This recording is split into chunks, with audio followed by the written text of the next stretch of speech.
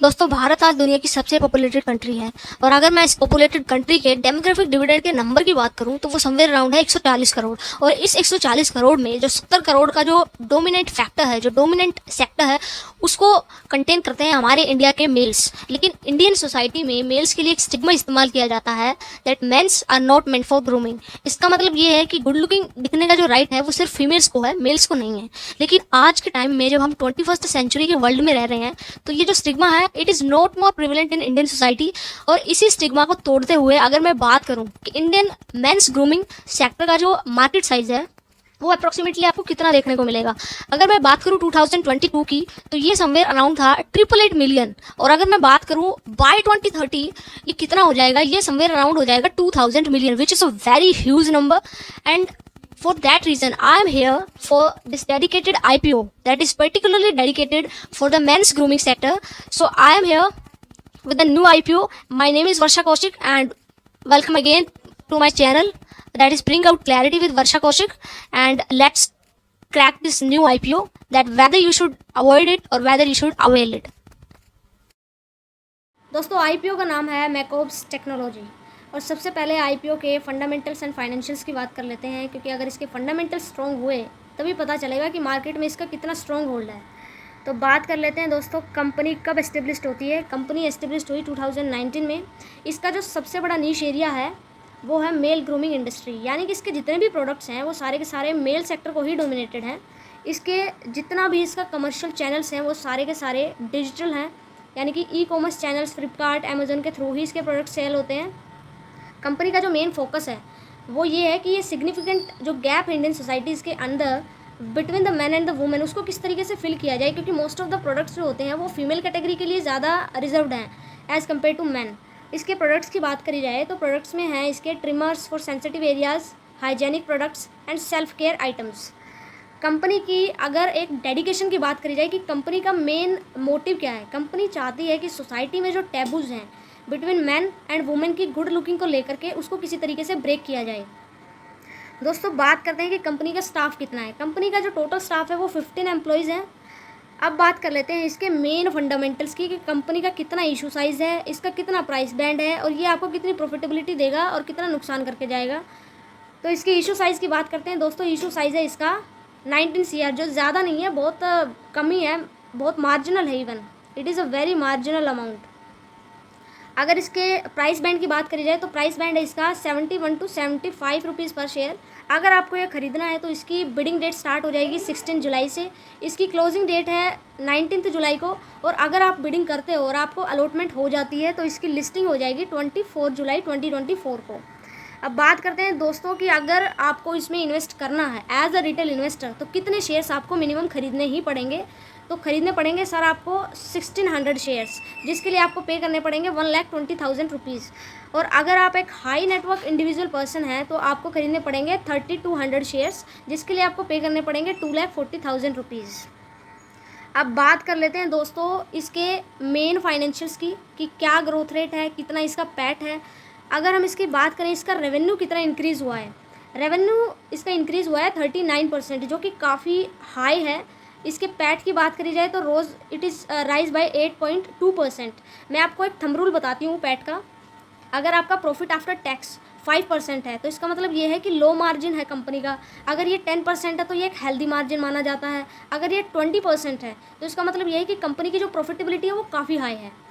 अगर अब इसकी बात करते हैं इसकी एसेट्स की, अगर एसेट्स को देखना है तो आपको हमेशा इसके लास्ट 3 फाइनेंशियल ईयर्स को देखना चाहिए कि कंपनी ने कितना एसेट्स में इंक्रीमेंट किया है। अगर हम 2022 से बात करें तो इसके जो एसेट्स हैं वो कीप ऑन ग्रोइंग है। अगर इसके रेवेन्यू की बात करी जाए दोस्तों तो रेवेन्यू भी इसका काफ़ी ज़्यादा इंक्रीजिंग है। और मैंने इसको पूरी तरीके से कैलकुलेट किया था और इसका कैलकुलेशन में आया है इसका रेवेन्यू जो है वो 71% है। दोस्तों इसका भी एक थंब रूल होता है कि अगर कोई नया स्टार्टअप है तो उसकी जो रेवेन्यू की जो ग्रोथ होगी वो 75 से लेकर के 100% भी होगी तो वो काफ़ी बढ़िया है। लेकिन अगर कोई वेल एस्टेब्लिश्ड कोई सस्टेनेबल बिजनेस है, कोई लार्ज बिजनेस है जो काफ़ी लंबे टाइम से सर्वाइव कर रहा है, अगर उसकी percentage growth, revenue percentage growth अगर 5 to 10% भी है तो वो काफ़ी अच्छा है। लेकिन अगर बात करी जाए कोई रीसेंट स्टार्टअप है जिसको 3-4 साल हो गए हैं, कोई आइडियल अगर रेवेन्यू ग्रोथ रेट की मैं बात करूँ तो वो है 15% to 25%। अगर 15 से 25% के बीच में आपके रेवेन्यू की ग्रोथ रेट आपको आईपीओ में दिख रही है, इसका मतलब ये है कि आईपीओ जो है वो काफ़ी प्रॉफिटेबल है और वो काफ़ी आपके लिए अर्निंग्स जनरेट कर सकता है। अब दोस्तों हम बात करेंगे इसके पैट की। पैट जो है दोस्तों इसका वो भी काफ़ी ऑन इंक्रीजिंग है, एटलीस्ट इसका 10% पैट तो है।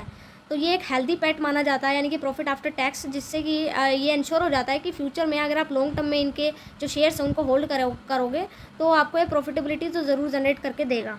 नेटवर्थ अगर इसकी बात करी जाए तो काफ़ी एकदम से स्टीप इंक्रीज़ है, आप देख सकते हो फाइनेंशियल ईयर 2021 में just 1% and then only 1% and then it grows just up to 720। और रिजर्व सरप्लस की बात करी जाए that is also keeps on increasing. Total borrowing की बात करी जाए तो दोस्तों इतनी ज़्यादा नहीं है इसकी बोरोइंग। अगर बात करें इसके रिटर्न ऑन इक्विटी की, return on equity it is 36%, return on capital employed it is also 30%, return on net worth it is 22%। दोस्तों इन तीनों ही कैटेगरीज़ में एक थंब रूल है कि अगर ये तीनों आपके 25% से ऊपर हैं, इसका मतलब ये है कि कंपनी काफ़ी प्रॉफिट अर्न कर रही है और फ्यूचर में भी करेगी। पैट मार्जिन जैसे आप देख सकते हो 10.73 है, इसका मतलब ये है कि काफ़ी हेल्दी आपको, तो इसमें अगर आप इसमें इन्वेस्ट करते हो तो इसमें प्रॉफिटेबिलिटी के पूरे चांसेस हैं। अभी तक इसके फंडामेंटल्स मेरे को काफ़ी स्ट्रॉन्ग लग रहे हैं पर्सनली। इसकी स्ट्रेंथ की बात करते हैं दोस्तों, इसमें क्या ऐसी स्ट्रेंथ है। सबसे बड़ी इसकी जो स्ट्रेंथ है वो इसके ये है कि इसकी स्ट्रॉन्ग ग्रोथ है इसके रेवेन्यू की, दैट इज़ 39.95%, जो कि काफ़ी अच्छी है। पैट की इसकी बात करें तो अराउंड 10% है, that is a very healthy PAT. अगर इसके नीश मार्केट की बात करें तो इसका मार्केट ऐसा है जिसमें पोटेंशियल ग्रोथ बहुत ज़्यादा है, क्योंकि मैंने आपको पहले ही बताया कि इंडिया की जो पॉपुलेशन है वो 140 CR है और 140 CR में से जो हाफ है 70 CR वो डेडिकेटेड है ओनली टू मेल्स। अगली स्ट्रेंथ है वो है डिजिटल पेनिट्रेशन। डिजिटल पेनिट्रेशन इसका इतना ज़्यादा है जिसकी वजह से इसको इतना कॉस्ट में बेनिफिट मिलता है कि इसकी कॉस्ट जो है वो काफ़ी कम हो जाती है। अगर हम अगली स्ट्रेंथ की बात करें तो कस्टमर इंगेजमेंट ज़्यादा है इनके प्रोडक्ट्स में, क्योंकि इनका डिजिटल पेनिट्रेशन है, इसलिए इनका जो फीडबैक है वो काफ़ी फास्ट आता है, जिसकी वजह से इनकी जो ब्रांड की लॉयल्टी है वो काफ़ी अच्छे से इस्टेब्लिश हो पाती है मार्केट में। दोस्तों इसकी बात करते हैं इसकी वीकनेसेस की, तो इसकी सबसे बड़ी वीकनेस यही है कि ये एसएमई पे लिस्टिंग कर रहा है अपनी, यानी कि स्मॉल मीडियम एंटरप्राइजेस पे इसकी लिस्टिंग हो रही है, जिसकी वजह से इसका जो रिस्क है वो काफ़ी हायर हो जाता है as compare to national stock exchange board के कंपैरिजन में। क्योंकि इसमें ऐसा होता है कि बहुत सारे स्मॉल जो बिजनेसमैन होते हैं वो यहाँ पे अवेलेबल रहते हैं, लेकिन जो हायर नेटवर्थ इंडिविजुअल्स जो इंडस्ट्रियलिस्ट होते हैं वो यहाँ पे अवेलेबल आपको नहीं मिलेंगे। उसकी वजह से हो सकता है कि फ्यूचर में आपको बाइंग एंड रीसेलिंग करने में थोड़ी सी दिक्कत हो सकती है। इसकी लिक्विडिटी लोअर है, वोलेटिलिटी काफ़ी हाई है। अगर इसके कंपटीशन की बात करी जाए तो कंपटीशन इसका काफ़ी हाई है, क्योंकि मेंस ग्रूमिंग मार्केट में ऑलरेडी बहुत सारे एस्टेब्लिश्ड कॉम्पिटिटर्स बैठे हुए हैं, जैसे कि बियर्डो हो गया, मैन मैटर्स, गार्नियर मैन हो गया। तो ये कुछ इसकी स्ट्रॉन्ग वीकनेसेस हैं। बाकी इसके ऑब्जेक्टिव्स की बात कर लेते हैं कि आईपीओ इशू ही क्यों कर रहा है। तो सबसे पहला जो इसका ऑब्जेक्टिव है वो है कस्टमर एक्विजिशन, यानी कि कस्टमर को एक्विजिशन करने के लिए ये अपनी मार्केटिंग और सेल्स प्रमोशन पे जो खर्चा करेगा वो खर्चा ये इस आईपीओ की मनी से ही निकालेगा। सेकंड चीज़ इसमें ये है कि रिपेमेंट ऑफ लोन करेगा, जो सबसे घटिया चीज़ है। तीसरी चीज़ इसमें यह है कि इसमें वर्किंग कैपिटल की रिक्वायरमेंट्स को पूरा करने के लिए ये इस आईपीओ के मनी को यूज़ करने वाले हैं। फोर्थ चीज़ इसमें यह है कि कॉर्पोरेट पर्पसेस के लिए है। एंड फिफ्थ चीज़ इसमें यह है कुछ इशू एक्सपेंसेस हैं, यानी कि जब आईपीओ आप इशू करते हो तो उसके कुछ एक्सपेंसेस होते हैं, उनको भी कवर करने के लिए आपको इसी पैसे से उसको कवर करना पड़ता है। तो एज अ ओवरऑल मुझे इनके ऑब्जेक्टिव्स ऑफ इशू में कुछ ऐसा दम नहीं लगा, क्योंकि जब कोई भी कंपनी नया इशू करती है अपना आईपीओ तो उसका ऑब्जेक्टिव सबसे मेन होना चाहिए टू इनोवेशन। अगर इनोवेशन आपको इसमें नहीं दिखता है, कोई एक्सपेंशन नहीं दिखता है आप कंपनी के कैपिटल एक्सपेंडिचर्स में, तो हो सकता है कि फ्यूचर में जाकर के उसकी जो प्रॉफिटेबिलिटी है वो रिड्यूस हो जाए। तो ये इसके ऑब्जेक्टिव्स हैं दोस्तों। अब बात कर लेते हैं कि what is the conclusion, you should take it और leave it. As per my perception as of now, after taking a overlook over the fundamentals and the financials of this portfolio, मुझे ऐसा लगता है कि इसमें चांसेस हैं avail करने के। कुछ इसके ड्रॉबैक्स भी हैं जिसकी वजह से इसको अवॉइड भी किया जा सकता है, बट एक फाइनल जो पोल है वो एक हमेशा एक फैक्टर है जिसके ऊपर हमेशा डिपेंडेंट रहता है, दैट इज़ जीएमपी। जीएमपी का मतलब होता है grey market premium. Grey market premium decide करता है किसी भी आईपीओ का प्राइस बैंड कितना ऊपर जाएगा, क्योंकि इसका प्राइस बैंड जो है वो 71 to 74 रुपीज़ पर शेयर है। अगर इस आईपीओ की मार्केट में डिमांड हुई तो इसका प्राइस बैंड काफ़ी ऊपर जाएगा, इसकी लिस्टिंग काफ़ी हायर रेट पे होगी, जिसकी वजह से आपको, अगर आप इसकी बिडिंग करते हो, आपको अलॉट हो जाते हैं, तो आपको शॉर्ट टर्म में ज़रूर फ़ायदा मिलेगा। और अगर आप लॉन्ग टर्म में होल्ड कर रहे हो तो इसके फंडामेंटल्स काफ़ी स्ट्रॉन्ग लग रहे हैं मेरे को, तो ये लॉन्ग टर्म में भी आपको काफ़ी बेनिफिट अर्न करके देगा। बाकी it's your choice whether you want to go for it और नॉट गो फॉर इट।